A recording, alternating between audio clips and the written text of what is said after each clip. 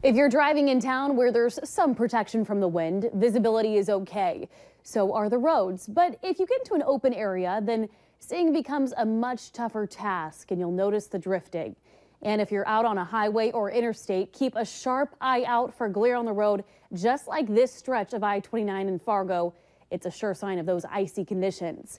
We've also been seeing some serious snow and wind in the Northern Valley.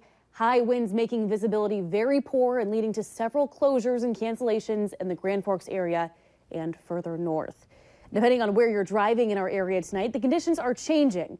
So let's take a look at the maps. Here's the North Dakota Department of Travel maps at this minute. So here's what we're seeing. The red and white checkered spots, that's where no travel is advised. That includes the areas of Grand Forks, Grafton, Pembina, all the way up north, and the areas of Jamestown and Valley City and the surrounding areas in the southeast. And across the Red River in Minnesota, we're still seeing no travel advised in the northwest corner of the state, which includes Thief River Falls, Crookston, and all the way up to the Canadian border. But the question on everyone's mind is, what can we expect waking up tomorrow morning before we send those kids off to the bus stop, or even if we're heading into work for our morning commute? For that, let's send it right over to meteorologist Robert Hahn. Robert? Yeah, live look outside on the Coronado.com Valley Skycam. Part of the Storm Team Skycam network. You can see the main interstates, at least in town. Some slick spots on them, the secondary roads, side roads, even some of the main roads still. Some rather slick conditions out there. That snow still blowing around. Most of the snow has stopped falling, but that's going to blow around as we head through much of the overnight hours. 21 degrees now here in Fargo. It feels more like 3. Winds are still gusting to 40 miles per hour, and Moorhead a couple degrees cooler at 19 degrees. Elsewhere across the region, already down to the teens in many areas. 12 in Langdon, 14 in Devils Lake and Valley City, 15 in Jamestown, some low 20s off towards the east. Winds still strong and gusty. They'll remain strong and gusty as we head through tonight, through much of the day tomorrow. Still gusting at times upwards and even over 40 miles per hour. The combination of the wind and temperatures giving us wind chills as cold as 8 below up in the Langdon area, -5. Devils Lake and Jamestown, -7 in Valley City, 0 in Grand Forks.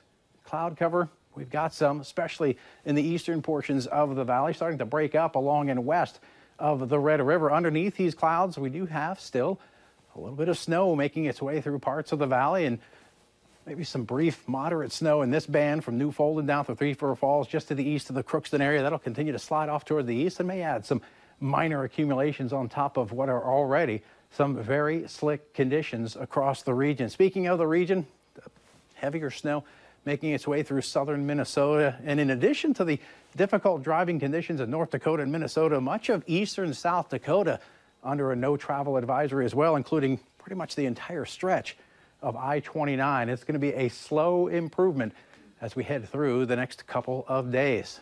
Off towards the south in the warmer air, some showers and thunderstorms. Some of these earlier severe making their way through the Mississippi Valley. For us, again, the bulk of the snow is over with. Let's look at that little bit of light snow. That'll continue to push off toward the east. May continue to see a few flurries and snow showers for the next couple of hours across northern portions of Minnesota. The bigger story will be the much colder air, the winds continuing, and by tomorrow morning with temperatures in the single digits and low teens and some strong and gusty winds, we're going to see wind chills anywhere from 0 to 15 degrees below zero. Bundle up the kids as they head out to the bus stop. As we head through the day tomorrow, some cloudy skies across northern Minnesota. Along with that, maybe a few isolated flurries and snow showers. And don't look for much of a warm up tomorrow, despite some sunshine.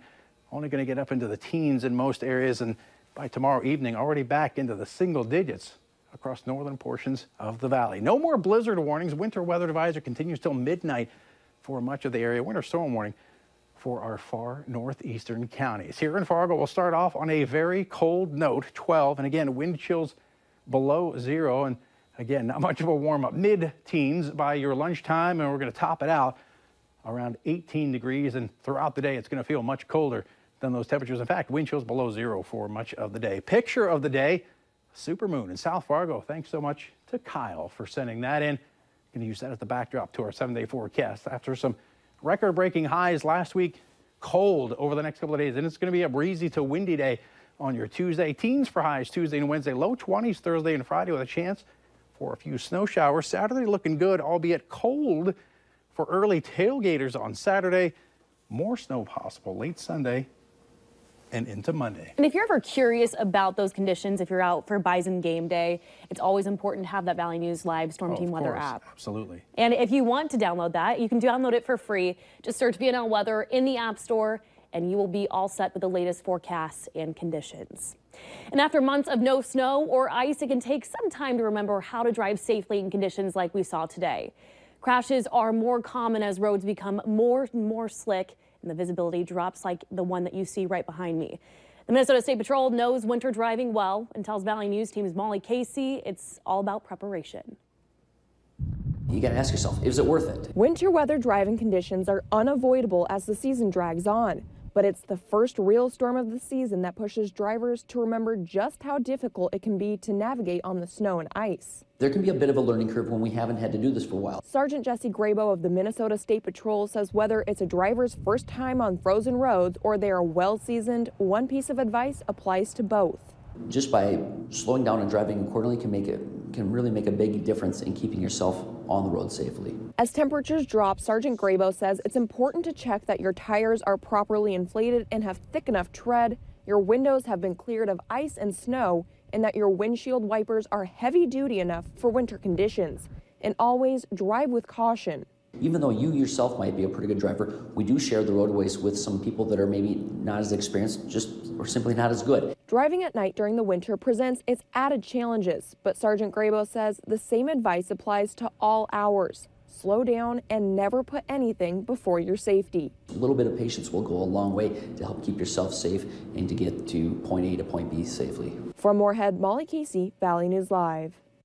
Sergeant Grabo also says most winter weather accidents only involve one car, typically when that's spinning out. And despite today's snowy and wintry road conditions, he said the Minnesota State Patrol didn't respond to many weather-related crashes. And while many drivers aren't happy about those snowy conditions, area businesses that rely on snow to make a living, they're not complaining. Detroit Mountain is welcoming the snow with open arms. And since opening back in 2014, business has been about the same from year to year. But this year has actually been the better than the past. In 2016, the mountain wasn't opened until December 10th. This year, they opened up the day after Thanksgiving. We're actually ahead of last year already. A couple thousand people out in the last couple weekends, so we're off to a good start. And Staley admits that snow seems to be coming less and less each year, but if the temperatures are right, they can make some of their own. A man wanted by federal authorities is facing several charges after leading police on a chase for about an hour in the Northern Valley. Authorities in Grand Forks County got a tip that a federal fugitive was in Larimore. Deputies tried to make a traffic stop when the man was driving back to Grand Forks. But that's when they say Dakota Charbonneau took off leading them on a chase, reaching speeds of more than 100 miles per hour. They had to use spike strips to stop him, and he was eventually arrested on a federal warrant for aggravated assault, along with charges in several other counties. Cass County Sheriff Paul Laney announced today that he will not seek re-election for a fourth term.